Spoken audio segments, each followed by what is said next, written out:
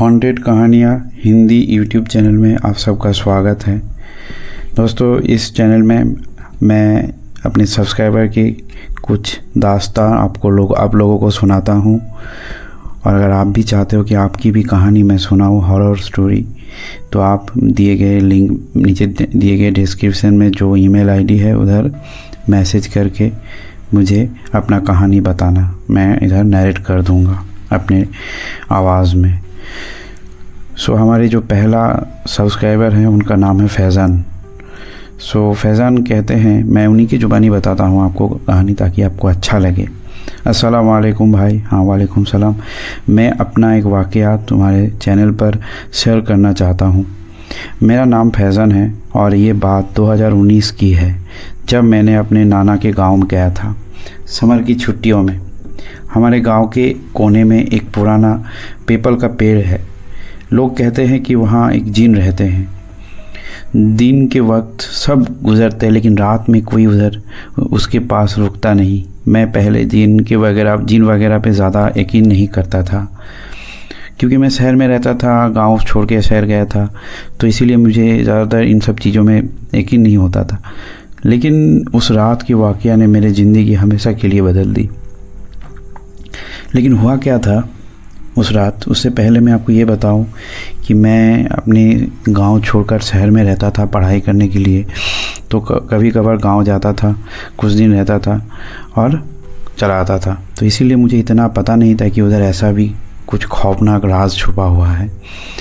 उस रात उस दिन मैं गांव गया था, दिन में ही गया था। और दिन के टाइम मेरा गांव बहुत सुंदर लगता है, बहुत सुंदर लगता है। और मैं पूरा दिन बहुत मस्ती मजाक किया, बहुत दोस्तों के साथ घूमा फिरा। हाँ, होता है ना, जब सब लोग छुट्टी में जाते हैं पढ़ाई छोड़ के, दोस्तों के साथ बहुत मस्ती मजाक करते हैं। मैंने भी किया बहुत ज़्यादा मस्ती मजाक। उसके बाद शाम के टाइम आ गया और हम लोग बहुत मज़े किए। हाँ, और उसके बाद मगरिब की नमाज़ पढ़ने के बाद घर आया मैं। और उसके बाद क्या हुआ, चाय पीने के बाद हाँ, घर के जो बड़े बूढ़े हैं उनसे बातें की। हमारे जो उधर मैं पढ़ाई करता हूँ, मैं कॉलेज में पढ़ता था, तो कॉलेज का जो है बहुत सारा कहानी शेयर किया मैंने उधर। फिर हमारा जो डिनर का वक्त हुआ, डिनर के वक्त क्या हुआ, डिनर करने के बाद अचानक बिजली चला गया और सब लोग सो गए थे उसके बाद। और अंधेरा एक अलग से रूप लेके आ गया हम सब लोगों के पास। और उसके बाद मैं और मेरा जो कज़िन था अरमान, हम दोनों ने क्या किया, हम दोनों ने सोचा कि चलो बाज़ार के तरफ जाते हैं, है ना। और बाज़ार की तरफ जाने के बाद जब मैंने किया तो वो बोला कि भाईजान अभी तो बाज़ार बंद हो जाएगा। मैंने बोला कि यार बाज़ार बंद हो जाएगा, लेकिन हम लोगों का मस्ती थोड़ी कम होगा, हम लोग बातें करेंगे थोड़ा। शहरों में रहता हूँ, इतने लोगों के अंदर थोड़ा बाज़ार में लोग भी कम रहेंगे तो अच्छा लगेगा ना। मैं और मेरा कज़िन उसके बाद बाज़ार के लिए निकल गए। नॉर्मल रास्ता लंबा था, तो हमने शॉर्टकट लिया जो पीपल के पेड़ के पास से गुज़रता था। जैसे ही हम पेड़ के पास पहुँचे, है ना, बातें कर रहे थे हम दोनों, तो पेड़ के पास पहुँचे, अचानक से हवा तेज़ होने लगी।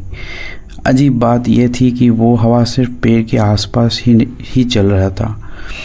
अब मैं ऐसा फील हो रहा था कि पेड़ से थोड़ा दूर जा रहा हूँ तो वो हवा का तेज़ ऐसा नहीं था, लेकिन पेड़ के पास आ रहा हो तो ज़ोर ज़ोर से हवा दे रहा है। ऐसा पहले तो मुझे हंसी आया, लेकिन बाद में मेरे को थोड़ा डर लगने भी लगा था। और बाकी हमारे जो गांव में एकदम खामोशी थी, है ना। मुझे लगा कि शायद अंधेरा और थकान की वजह से गलतफहमियां हो रही हम दोनों को। लेकिन अरमान ने हल्की आवाज़ में कहा, फैज़ान भाई चलिए यहाँ से, ये जगह सही नहीं लग रही है।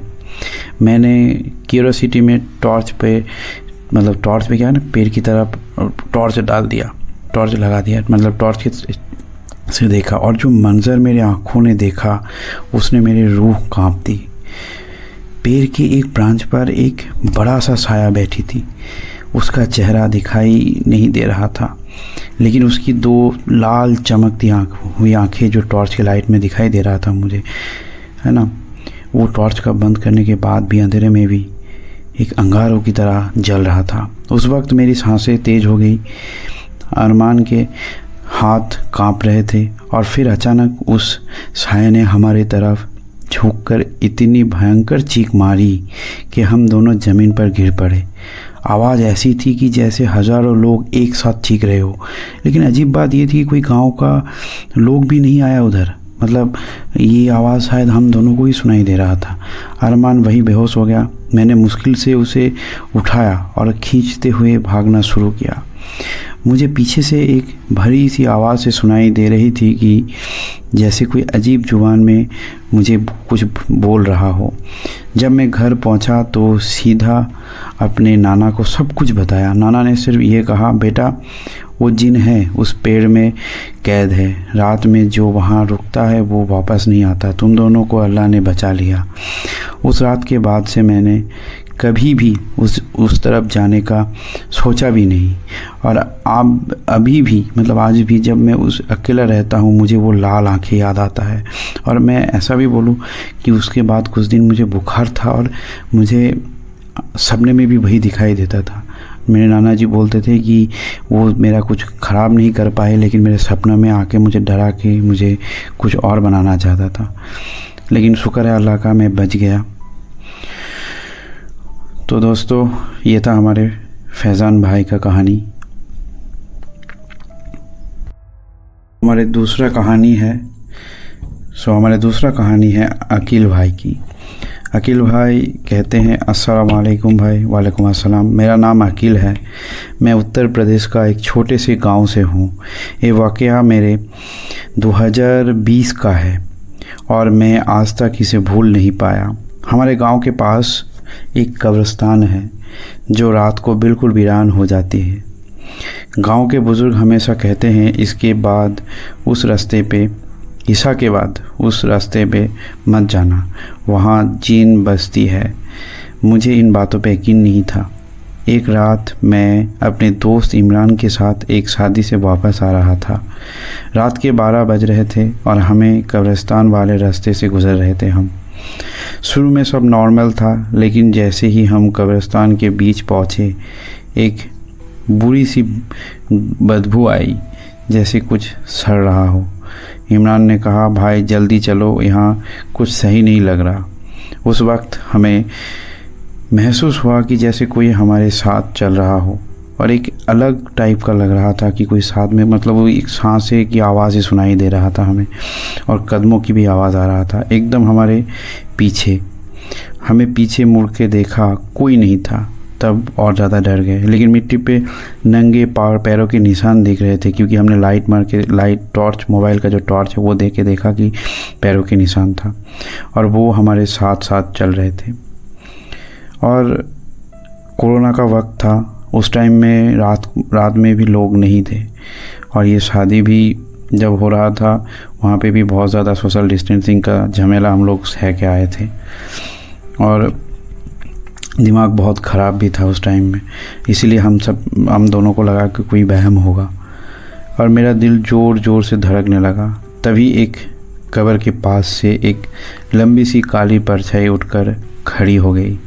उसके कैद इंसान से दुगना था, है ना। उसका जो कद था वो इंसान से दुगना था और उसके हाथ इतना लंबे थे कि ज़मीन को छू रहा हो। उसके चेहरा एकदम अंधेरे में था और देखकर मेरा हालत ख़राब हो गया, लेकिन आंखें लाल अंगारों की तरह जल रहा था।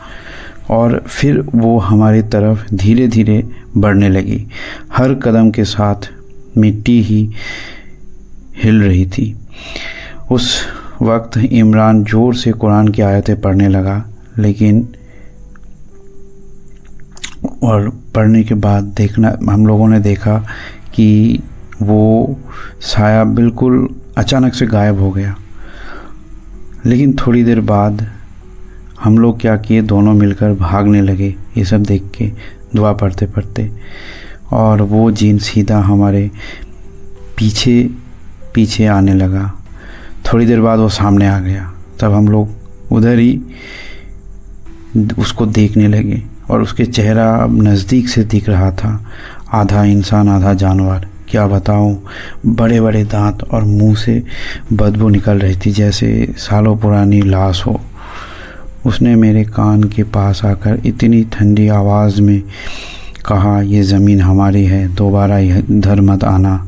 मुझे लगा मेरी रूह निकल जाएगी। मैंने ज़ोरों से अल्लाह अकबर चिल्लाया और अचानक सब खामोश हो गया। जब मेरे होश आया तो मैं अपने घर में था। घर वालों ने बताया कि मुझे और इमरान को सुबह कब्रिस्तान के पास बेहोश पड़ा हुआ मिला। आज तक इमरान भूल नहीं पाता, उसके दिमाग ख़राब हो गया। और मैं अभी भी रात को जब अकेला होता हूँ मुझे उस जिन की लाल आंखें दिखाई देती है और इमरान अब तक पागल हो चुका है। तो दोस्तों, ये था हमारा अगली कहानी अकील भाई की।